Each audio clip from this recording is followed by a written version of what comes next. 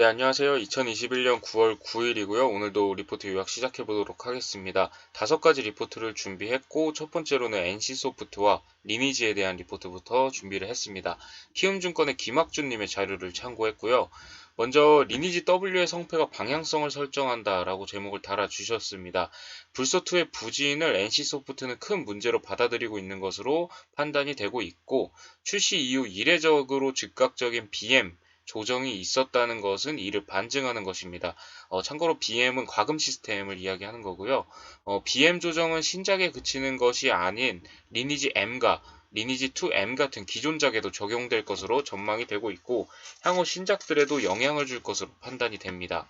관전 포인트는 세 가지를 짚어주셨습니다. 첫 번째로는 리니지 W의 기술력을 통한 글로벌 유저 확보, 두 번째는 기존 게임들의 BM 완화에 따른 영향, 세 번째는 아이온2, 프로젝트 TL 등 신작에 대한 출시 시점에 대한 영향입니다.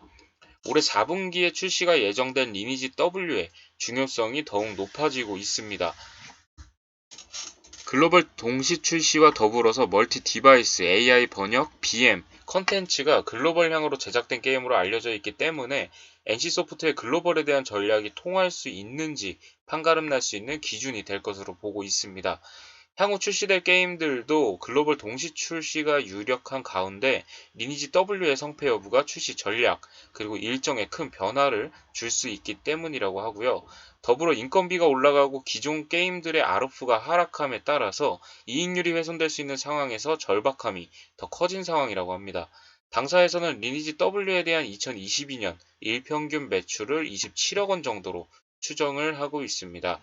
목표 주가는 85만원으로 하향 조정하였고요. 현재 주가는 59만원에서 60만원대 선에서 왔다 갔다 하고 있는 점 참고 부탁드리겠습니다.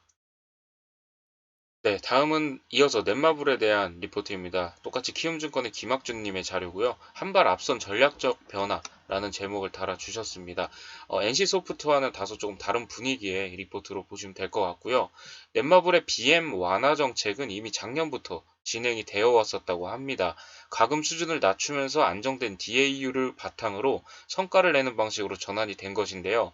그 결과 올해 출시된 게임들이 기존 대비 낮은 BM 설계로 인해서 큰 성과는 거두지 못했지만 일정 수준의 성과, 일평균 매출 10억 원 이상을 유지하고 있는 것으로 확인이 되고 있습니다. 더불어 스피넥스사 인수를 통해서 장르적 다변화를 진행하는 등 안정적인 성장에 대한 기반을 마련 중에 있다고 합니다. 이러한 전략은 넷마블과 같이 다수의 파이프라인을 보유한 기업들의 유효한 전략으로 볼 수 있겠습니다. 관전 포인트로 또 세 가지를 집어 주셨습니다. 첫 번째로는 세븐나이츠 레볼루션을 통한 성장 전략 포인트 확인, 두 번째는 스피넥스 인수 완료 이후 성장성 유지 가능 여부, 또 세 번째는 내년 파이프라인에 대한 공개 정도로 적어 주셨고요. 올해 넷마블이 출시한 전략을 살펴보면 MMORPG 장르의 지역적 선택이 눈에 띈다고 합니다. 7개의 대제, 그리고 제2의 나라로 이어지는 동아시아 부분에서의 점유율 확대, 또 마블 레볼루션을 통한 북미, 유럽 시장 성과 등이 결과로 나타나고 있다고 하고요. IP 영향력에 비해서 큰 성과는 거둔 것은 아니지만 각 지역에서 MMORPG 유저들을 안정적으로 락인시켰다는 것은 향후 신작에 긍정적 역할을 할 것으로 전망을 하고 있습니다. 더불어 BTS 드림과 머지쿠야 아일랜드를 통해서 전체 DAU 확대 전략도 관심 있게 지켜볼 필요가 있다라고 의견을 적어주셨네요. 네, 다음은 렌즈 관련 사업을 영위하고 있는 옵트론텍에 대한 리포트입니다. 키움증권의 오현진님의 자료를 참고했습니다. 카메라 렌즈 관련 이런 사업을 영위하는 기업이고요. 동사는 모바일 광학 필터 부분 부진으로 인해서 상반기 적자를 기록한 바 있습니다. 하반기 턴어라운드가 기대가 되고 있는데 특히 중저가 모델의 카메라 모듈 스펙 상향 움직임에 주목한다고 합니다. 기존의 플래그십 모델 위주로 채택되던 OIS 손떨림 방지 그리고 폴디드 줌 등의 기능이 갤럭시 A 시리즈 등 중저가 모델로 확대가 예상이 되고 있는데요. 동사가 핵심 부품 프리즘을 납품하는 폴디드 줌 기능은 북미와 중화권의 스마트폰 제조사들이 채택을 준비하는 것으로 파악이 되고 있고 경쟁력 확보를 위해서 기존 국내 스마트폰 제조사도 공격적으로 적용 모델 확대에 나설 것으로 전망을 하고 있습니다. 2020년 매출 기준 10% 수준에 머물렀던 광학렌즈 부분이 전방 시장 확대에 따라서 가파른 성장을 보일 것으로 전망을 하고 있습니다. 아마존고와 같은 무인 점포 시장 확대로 CCTV 렌즈 매출이 늘고 있고 해외 시장 성장으로 블랙박스향 매출도 증가가 예상이 되고 있습니다. 특히 자율주행용 카메라 렌즈가 올해부터 본격적인 고성장을 전망을 하고 있고요.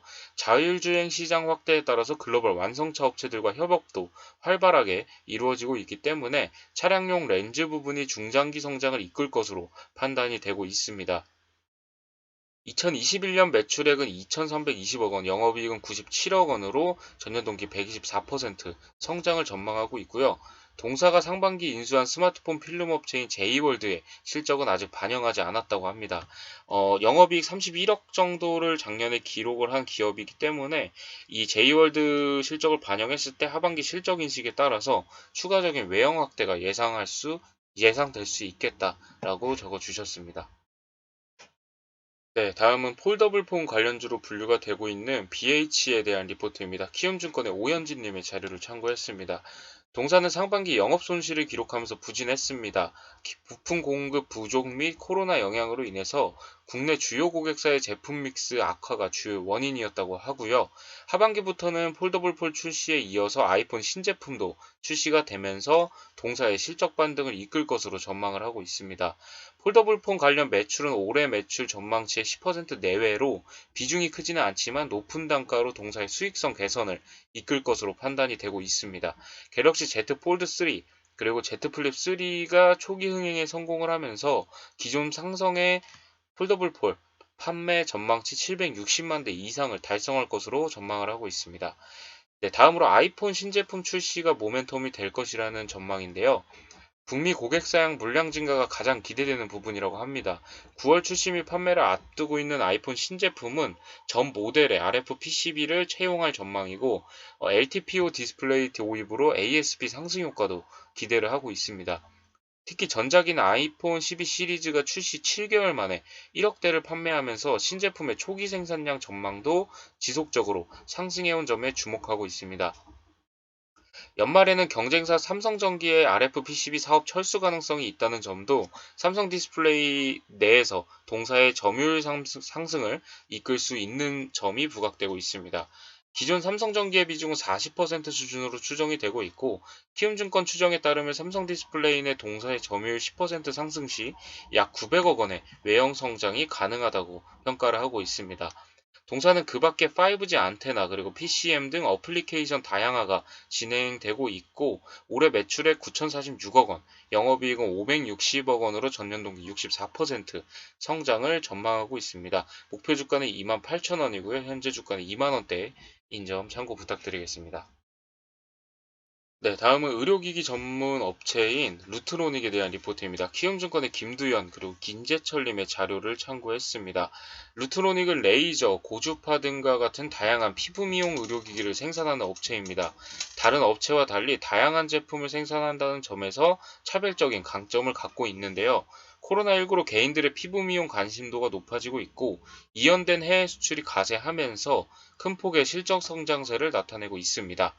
작년 하반기부터 출시된 고수익성 제품군의 매출 비중이 증가하면서 하반기 갈수록 수익성은 더욱 상승할 전망으로 의견을 내주시고 있습니다. 루트로닉은 2021년 세 가지 제품의 판매가 기대되는 바라고 합니다. 첫 번째로는 하이프, 미용 의료기기 하이저라는 제품인데 카트리지 소모품 매출이 기대되는 제품이라고 하고요.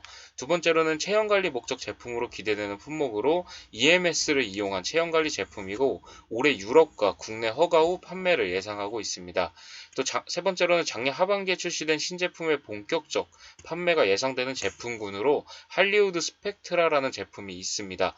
루트로닉의 베스트셀러 제품인 스펙트라의 업그레이드 버전으로 미국에서 유행하는 할리우드 레이저필 시술을 타겟으로 출시한 제품입니다.